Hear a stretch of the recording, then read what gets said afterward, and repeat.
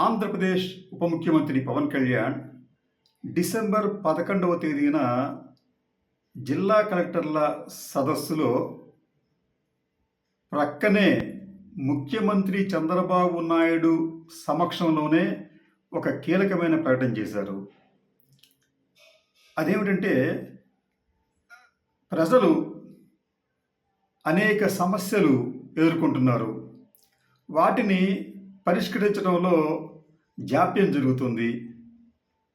ఇదే జరిగితే ప్రజలు తిరుగుబాటు చేసే ప్రమాదం కూడా ఉంటుంది. గతంలో సిరియా, అలాగే బంగ్లాదేశ్, శ్రీలంక దేశాల్లో ఇటువంటి తిరుగుబాట్లే చేశారు అని చెప్పారు. నిజానికి ఈ ప్రకటన చేయటానికి కొంత సాహసం కూడా కావాలి. ఎందుకంటే ఆయన ఒక రాష్ట్రానికి ఉప ముఖ్యమంత్రిగా ఉన్నప్పటికీ లోపాలను అంగీకరించడం, ఆ లోపాలు పరిష్కరించకపోతే జరిగే పరిణామాలు తీవ్రంగా ఉంటాయని హెచ్చరించడం నిజంగా విశేషమైన ప్రకటనగానే దాన్ని మనం భావించాలి. నిజానికి చంద్రబాబు నాయుడు ఎప్పుడూ కూడా ఇటువంటి ప్రకటనలు చేయలేదు. ఆయన ఎప్పుడూ కూడా అధికారులను బుజ్జగించడం, ప్రజలను మభ్యపెట్టడం లాంటి చర్యలే చేపట్టారు తప్ప కాన్సిక్వెన్సెస్ ఇలా ఉంటాయి అని నిర్మోహమాటంగా చెప్పడం అనేది పవన్ కళ్యాణ్కే చెల్లింది.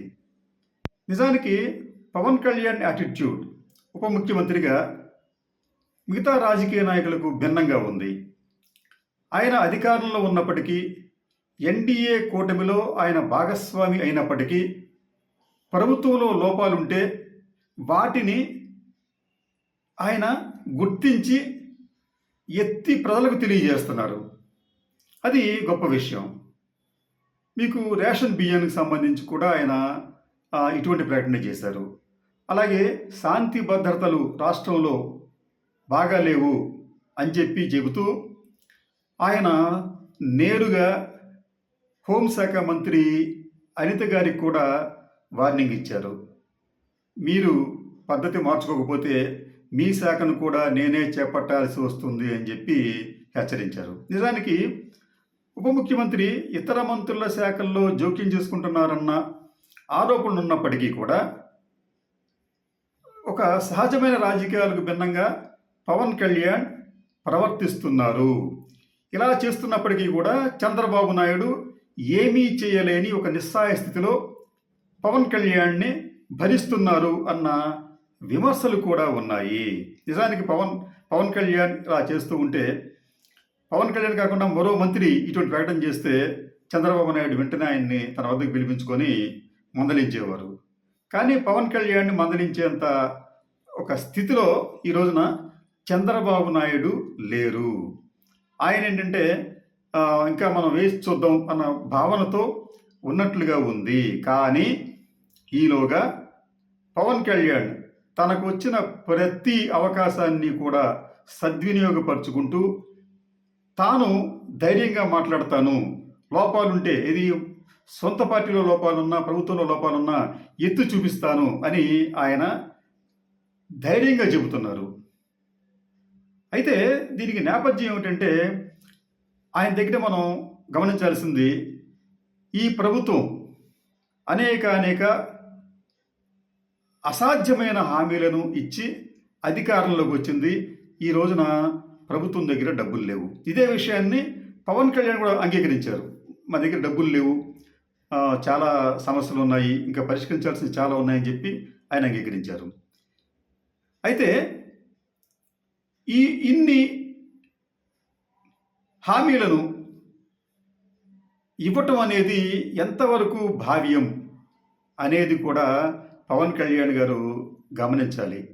అధికారం కోసం చంద్రబాబు లాగానే పవన్ కళ్యాణ్ కూడా ఇష్టానురీతిలో ప్రజలను మభ్యపెట్టడం, ప్రజలను రెచ్చగొట్టడం, ప్రజలకు తప్పుడు సమాచారం ఇవ్వటం వంటి చర్యలు ఎన్నికల సమయంలో పవన్ కళ్యాణ్ కూడా అనేకం చేశారు.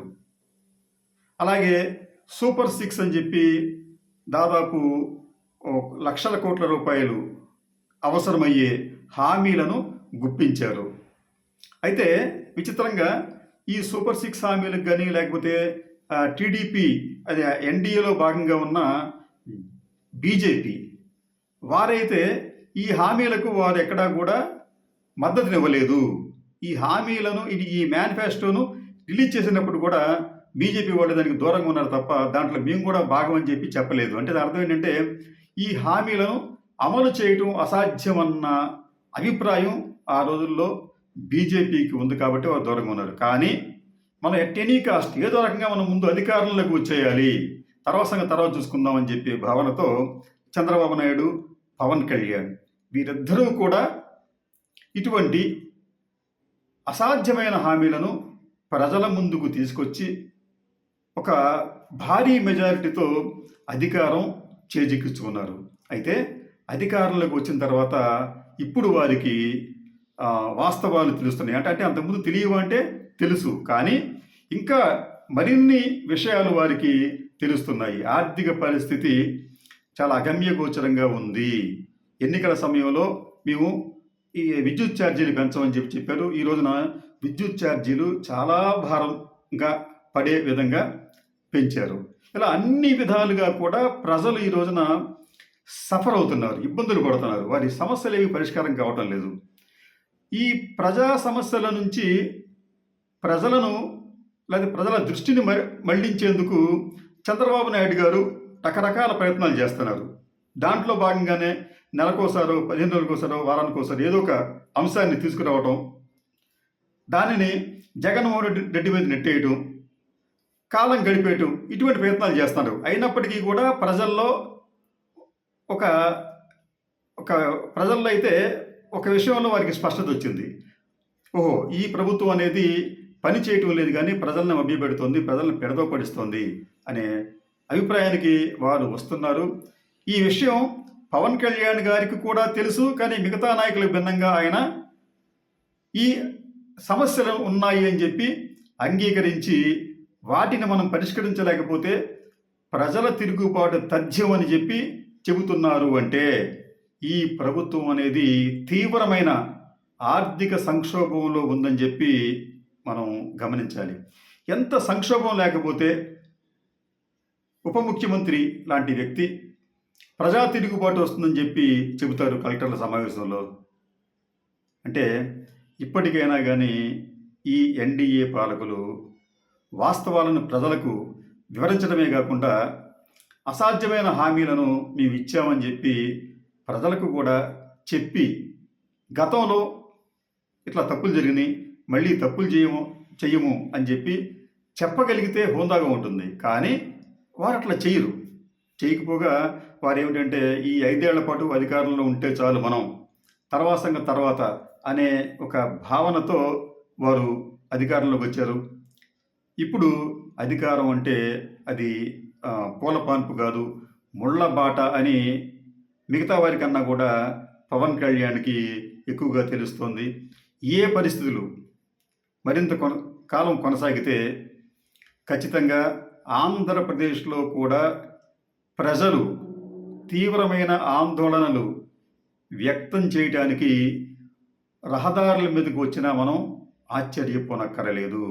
ఇక్కడ ఒక గుణపాఠం తెలుసుకోవాలి. అన్ని రాజకీయ పార్టీలు కేవలం తాత్కాలిక ప్రయోజనాలను దృష్టిలో పెట్టుకొని అబద్ధాలు, అర్ధసత్యాలు ప్రజలకు చెప్పి వారిని ఒక రకంగా చెప్పాలంటే రకరకాల వాగ్దానాలు చేసి వారి దృష్టిని మరల్చి అధికారంలోకి వచ్చినప్పటికీ కూడా వారు ఆ అధికారాన్ని బాధ్యతాయుతంగా నెరవేర్చలేరు అని చెప్పడానికి ప్రస్తుత ఎన్డీఏ పాలన, అలాగే పవన్ కళ్యాణ్ ప్రకటన ఒక నిదర్శనంగా మనం భావించాల్సి వస్తుందేమో. నమస్కారం.